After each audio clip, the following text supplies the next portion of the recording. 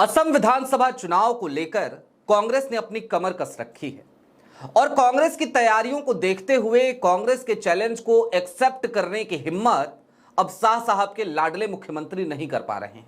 जाहिर सी बात है, आप समझ गए होंगे, जिक्र हो रहा है हिमंता बिस्वा शर्मा का। दूसरी तरफ कांग्रेस आज की तारीख में असम को लेकर जिस तरीके की रणनीति बना रही है, उसे देखते हुए कांग्रेस की तारीफ की जानी चाहिए। क्या कर रही है कांग्रेस और आखिरकार वो कौन सा चैलेंज है जिसे हिमंता एक्सेप्ट करने की हिम्मत नहीं जुटा पा रहे? आखिरकार चुनाव से पहले ही क्या हिमंता बिस्वा शर्मा अपनी हार स्वीकार कर बैठे हैं? सारी बातें जरा विस्तार से करेंगे। नमस्कार, मैं स्वप्निल और आप मुद्दा देख रहे हैं। दोस्तों, आगे बढ़े उससे पहले वही छोटी सी अपील। मुद्दा इन दिनों एक गंभीर आर्थिक संकट से जूझ रहा है।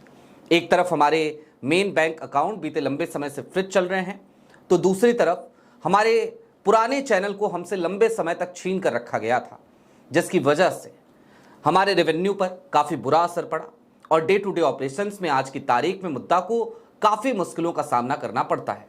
लिहाजा आपसे गुजारिश है, यदि आप चाहें तो स्क्रीन पर दिख रहे क्यूआर कोड या फिर के नीचे दिख रहे यूपीआई नंबर्स के जरिए मुद्दा की छोटी छोटी मदद जरूर कीजिएगा। अब आगे बढ़ते हैं और सबसे पहले मैं आपको एक तस्वीर दिखाना चाहता हूं। यह तस्वीर कल की तस्वीर है और इस तस्वीर के बहुत मायने हैं। जानते हैं ये तस्वीर कहां की है?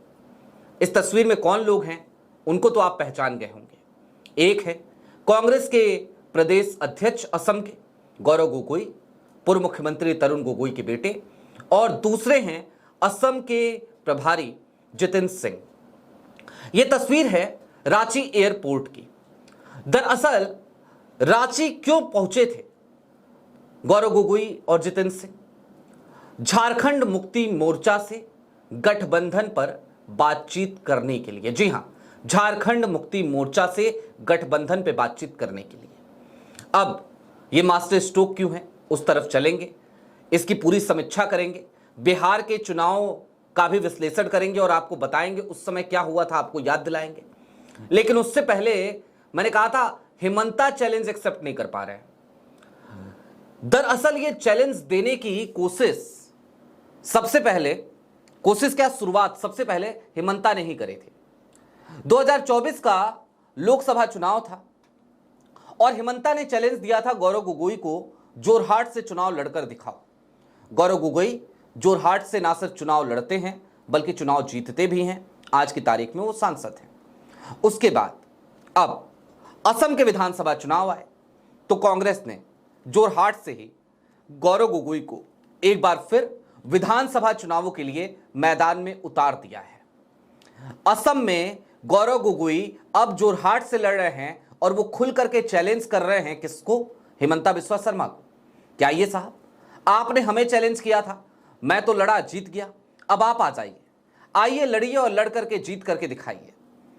अब ये सवाल आज की तारीख में हिमंता बिस्वा शर्मा से देश के सबसे तेज चैनल ने पूछ भी लिया। क्या कहा हिमंता ने? मैं चूंकि कॉपीराइट का मसला है तो आपको वीडियो फुटेज पूरी तरीके से नहीं दिखा सकता, लेकिन हां, आपको आवाज जरूर मैं सुनाता हूं, सुनिए जरा। तो आपने जवाब नहीं दिया। क्या जवाब बताइए? जोरहाट से आप चुनाव लड़ रहे हैं? देखिए, जोरहाट में हमारा चुनाव लड़ने का मन था। पार्लियामेंट्री इलेक्शन में हम जोरहाट में हार गया, तो मेरा लगा कि मैं हार गया। जब मैं हार गया, then I openly tell people कि देखो मैं यहाँ हार गया, तो मुझे मेरा सेफ सीट में रहना ठीक है। तो आप डर के नहीं चुनाव लड़ रहे हैं? डर के आप जो बोले, मैंने बोला शर्मा ये मान रहे हैं कि वो डर रहे हैं। आप एकदम कौशिक देखा जी ये मान के चलिए, जो डेमोक्रेसी में जो भार्डिक होते हैं मैं हम्बली उनको एक्नॉलेज करता हूँ, इसलिए मैं पब्लिक का ऊपर नहीं हूँ। जोरहाट का पब्लिक ने बीजेपी को नकारा उस समय, तो उस समय मैंने निर्णय लिया कि जो कॉन्स्टिट्यूएंसी में बीजेपी हारे, अगर उसमें मैं लड़ने जाऊं तो मेरा फाइट उधार ही होगा, बाकी असम कौन करेगा। सुना आपने, आज तक के मंच पर सीधे तौर पर हिमंता बिस्वा शर्मा उस चैलेंज को एक्सेप्ट करने में अपनी असमर्थता जता रहे हैं। और मैं तो दाद दूंगा आज तक का कि कम से कम उसने ये सवाल पूछा तो सही। वरना आज की तारीख में गोदी media, main stream media, Pomeranian media, जो भी आप कह लीजिए, ये इस तरीके के सवाल सत्ता पक्ष से पूछने का रिवाज खत्म करती जा रही है। लेकिन चलिए, हेमंता बिस्वा शर्मा से पूछा गया और उनका जवाब भी मिल गया। और जवाब क्या? जवाब तो ठीक ऐसे था जैसे वो अपने सबसे बड़े नेता का अनुसरण कर रहे हो। जी हां, मोदी जी का सरेंडर ही तो कर रहे हैं हेमंता बिस्वा शर्मा। खैर, अब उस तस्वीर की बात कर लेते हैं जो तस्वीर आपको थोड़ी देर पहले हमने दिखाई थी। यह तस्वीर रांची एयरपोर्ट की जो तस्वीर थी, इस तस्वीर के बहुत सारे मायने हैं। असम में आदिवासी तबका भी है और असम के इसी आदिवासी तबके के लिए झारखंड मुक्ति मोर्चा वहां पर चुनाव लड़ना चाहता है कुछ सीटों पर। बिहार में भी जब चुनाव चल रहे थे तो झारखंड मुक्ति मोर्चा बिहार में 6 सीटों पर अपनी दावेदारी ठोक रहा था। वो कह रहा था कि हमें 6 सीटें दे दी जाए। लेकिन बिहार के चुनाव के दरमियान आपको याद होगा, अगुवाई चल रही थी तेजस्वी यादव की। तेजस्वी एक अलग तरीके के घमंड में थे, एक अलग ही नशे में चूर थे। तेजस्वी ने वो सीटें नहीं दी। उसके बाद झारखंड मुक्ति मोर्चा ने इस बात का ऐलान कर दिया कि भाई हम तो 6 सीटों पर लड़ेंगे, आप हमें मत दीजिए सीटें, कोई बात नहीं, हम गठबंधन के खिलाफ अपने प्रत्याशी उतार देंगे। उसके बाद राहुल गांधी ने फोन किया हेमंत सोरेन को, बातचीत हुई और राहुल के इंटरवीन करने के बाद झारखंड मुक्ति मोर्चा ने अपना फैसला बदला। उसने बिहार चुनाव में अपने प्रत्याशी नहीं उतारे और जाहिर सी बात है उस वक्त पे हेमंत सोरेन ठगा सा महसूस कर रहे होंगे और करना भी चाहिए, क्यों ना करे, क्योंकि उनसे यह वायदा किया गया था। झारखंड में जब चुनाव थे तो तेजस्वी यादव की पार्टी वहां पर चुनाव लड़ती है, उनको सीटें दी जाती हैं और आज की तारीख में आरजेडी के एक मंत्री भी झारखंड की सरकार में शामिल हैं।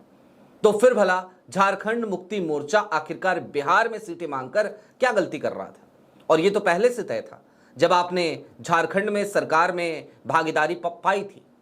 खैर, जो बिहार में हुआ आज की तारीख में वही तस्वीर असम में ना हो, लिहाजा गौरव गोगोई और जितेंद्र सिंह दोनों लोग खुद झारखंड पहुंचकर मुलाकात कर रहे हैं, गठबंधन की बात कर रहे हैं।